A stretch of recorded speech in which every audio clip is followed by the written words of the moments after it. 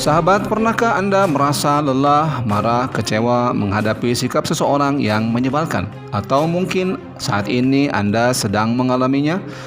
Saat ini mungkin Anda sadar bahwa menyimpan rasa marah, kecewa, kesal kepada orang lain hanya akan menutupi potensi Anda yang luar biasa sebagai manusia. Bahkan Anda tahu, jika hal ini terus dibiarkan, malah akan menutupi keran rezeki dan keberuntungan Anda.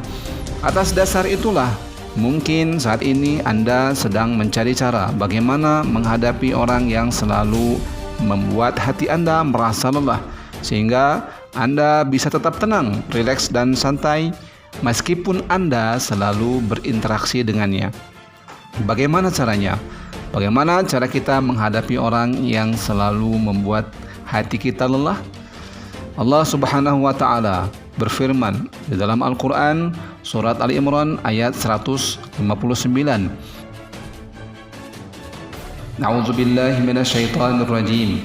Fabima rahmatin minallahi linta lahum walau kunta faddan ghalidhal qalbi lan faddu min hawlik fa'fu anhum wastaghfir lahum washawirhum fil amr fa idza azamta fatawakkal 'ala Allah innallaha yuhibbul mutawakkilin.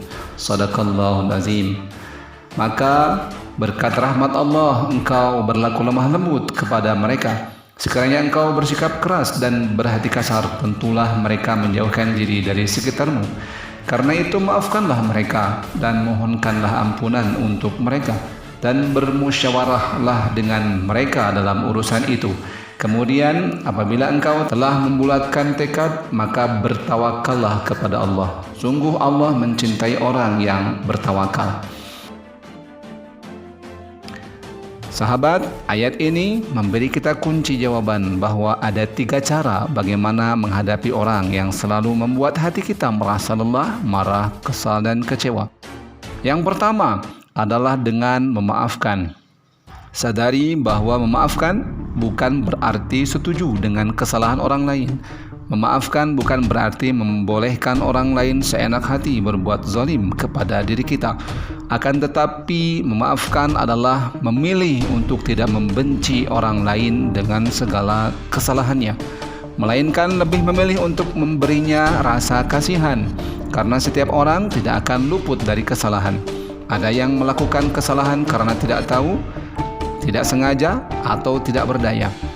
Balasan orang yang berbuat kesalahan akan kembali kepada dirinya sendiri, dan balasan untuk kita bergantung pada respon yang kita berikan. Jika kita merespon dengan kemarahan, maka balasannya akan kembali kepada diri kita. Dan apabila kita memaafkan, maka balasannya akan kembali kepada diri kita.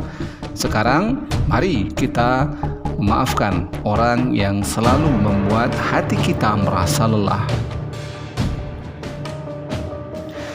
Duhai orang yang selalu membuat hati ini merasa lelah, walaupun kamu berbuat hal yang membuat saya marah, kesal, kecewa, padahal saya sangat berharap kamu berbuat hal yang membuat saya merasa senang, saya tetap memaafkan kamu.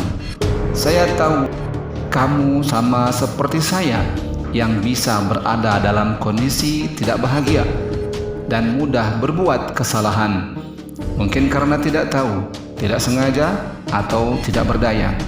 Karena itu, aku memaafkan kamu dengan segala kekurangan dan kesalahanmu. Lakukan ini, sahabat, sesering mungkin. Kemudian yang kedua adalah memohonkan ampunan. Sahabat, hati yang sudah kita setting untuk memaafkan orang lain kadang masih mudah berbelok untuk kembali berbuat hasad. Oleh karenanya, setelah memaafkan, kita perlu menyempurnakan ikhtiar, membersihkan hati dengan cara mendoakan orang tersebut. Mohonkanlah orang tersebut ampunan kepada Allah. Kemudian yang ketiga, bicaralah secara langsung. Jika kita merasa dongkol kepada seseorang, hindari membicarakan kesalahannya dengan orang lain.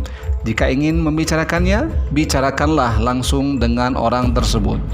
Jika tidak memungkinkan, maka diam sejenak, bersabar.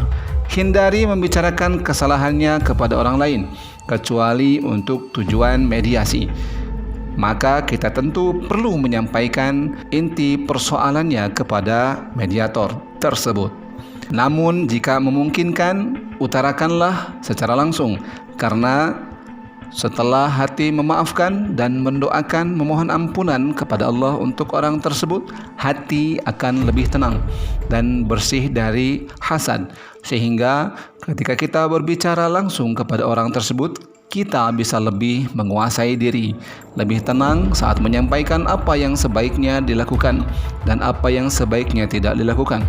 Hal itu semata untuk menjaga kualitas dirinya dan untuk menjaga nilai luhur kebersamaan, bukan semata untuk kepentingan pribadi.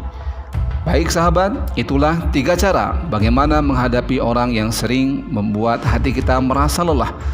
Setelah Anda selesai menyaksikan video ini, maka Anda secara pasti mampu menguasai diri Anda untuk bersikap lebih berdaya menghadapi siapapun orang yang berusaha mengusik ketenangan hati Anda. Dan kapanpun Anda merasa perlu menonton ulang video ini, Anda dapat menontonnya kapanpun Anda perlu. Sampai jumpa di video berikutnya. Assalamualaikum warahmatullahi wabarakatuh.